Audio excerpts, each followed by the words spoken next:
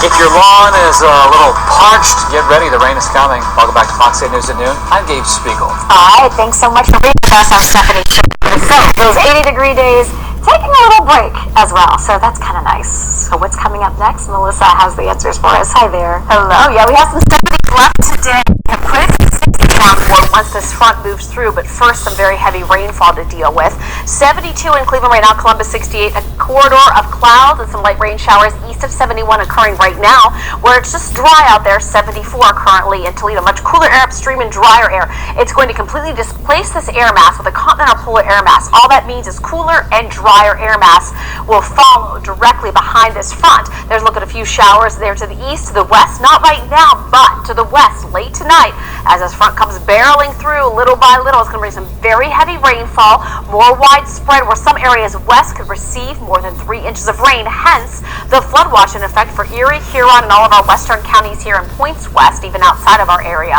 There's the heavy rainfall approaching late tonight through early tomorrow morning, and then by mid to late morning approaching central Ohio, and then still curling around, tightly spun around the vortex of the low throughout the day. Even Thursday, lots of clouds and some wraparound showers, on and off, very fall-like feel and appearance. So I think you're going to need some light coats on, sweatshirts. Hopefully you have those set up and ready to go. This is how much rain we're talking, especially west 3+ inches. I mean, Toledo is showing potentially close to 4 inches of rain before this all shuts off. So upper 70s, on and off showers, especially east right now, breaks to the west, 60 to 65 tonight. Rain developing, widespread, heavy at times throughout the day tomorrow, 1 to 2+ inches by the evening with some pretty gusty winds. Notice highs back to the 60s, below normal, staying coolish through Thursday, and even Friday's going to be great for football games anyway. Few spotty wraparound showers continuing, lake enhancement and daytime heat driven on Saturday, but great for any kind of fall festival. Stephanie mentioned also some apple picking. I need to get the pumpkins out there. And my mums are going to be really happy because I'm tired of throwing the water on there. I know, me too. But they are so pretty this time of year. I love those mums. Beautiful. I had mine the way that it was situated, half sun, half shade. Yeah. And it's changed the colors with the parts that's in the sun. Amazing. It's actually really pretty. Pro It tip, looks neat, ladies. right? But now I'm going to put it on the sun to catch up. It is an great Wow. yeah. Fancy.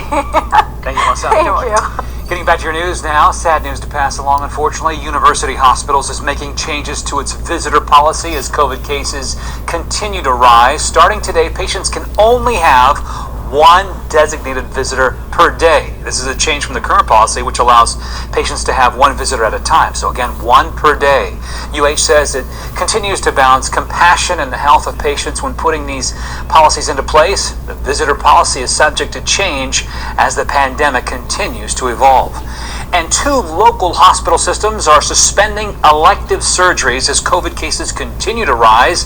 The Avita Health System in Ontario and Ohio Health Mansfield Hospital say both inpatient and outpatient procedures are being postponed for the time being. A spokesperson for Ohio Health says the move is to make sure they have enough staff to care for more critically ill patients. Since the beginning of the month, Richland County has seen almost 1,400 new COVID cases. Our Fox 8 I team now investigating why it took 90 minutes, an hour and a half, for Cleveland police to get to a call after a local businessman called 911. He turned to the Fox 8 I team when it took an hour and a half to get Cleveland police to check out strangers parked in a van outside his business on Brook Park Road, after they say they've been hit before by thieves. So to them, a 90-minute police response is ridiculous. I pay a lot of taxes, and I think I should have a little bit more expectations from the police department. We've been waiting for an hour and a half also. Is the van still back there? Cleveland police found people inside the van claiming to be homeless. Police say the call had been given a low priority designation, leading to the longer response time. Well, Cleveland City Council passed an emergency resolution last night to support a bill to update Goddard's Law. The bipartisan Senate bill currently in Ohio's Senate would deliver harsher penalties to those who abuse companion and domestic animals. The resolution was introduced by Councilman Mike Polensek and co-sponsored by Councilman Kerry McCormick. City Councilman Anthony Brancatelli, also a pet owner, has been working closely with Polensek. He says 70% of people in the state who commit animal cruelty crimes commit other crimes as well. There was an offer to make this harsher in the first time around.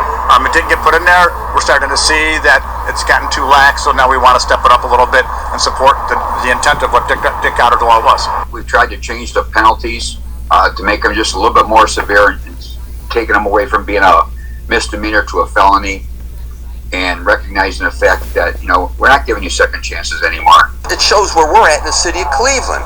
We want action. We want the laws toughened. We want the penalties toughened.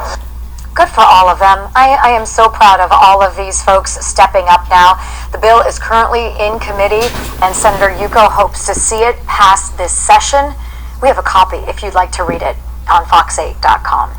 That's a surprising statistic. There's 70% of people who commit crimes against animals commit other crimes. Yeah, I think if you have no regard for the life of an animal, that carries through. That means you also probably don't have much regard for the life of a human being and other people. It's that respect and love. And I mean, it's clear. The statistics speak for themselves. Dick Goddard upstairs going, all right, keep it going, team. Keep it going. Yeah, love it. Still ahead, are you suddenly single and doing everything on your own? Well, there's a lot of tips that we could share with you to kind of help you stay on your finances. We're going to bring in the experts. It's not Gabe and I talking about it. Of course, we got a little help today from Les Salka. And we need your help now to log on to fox8.com and vote for John Muir, Larkmore, or Lake Elementary Schools as the first Fox 8 Cool School of the new school year. We'll announce the winning school on Thursday and feature that school next week on Fox 8 News in the morning. Time now for the fox8jobs.com career of the day. Sherwin-Williams in Massillon is hiring a second shift filler and packer operator. For information on this and other awesome jobs in your neighborhood, check them out.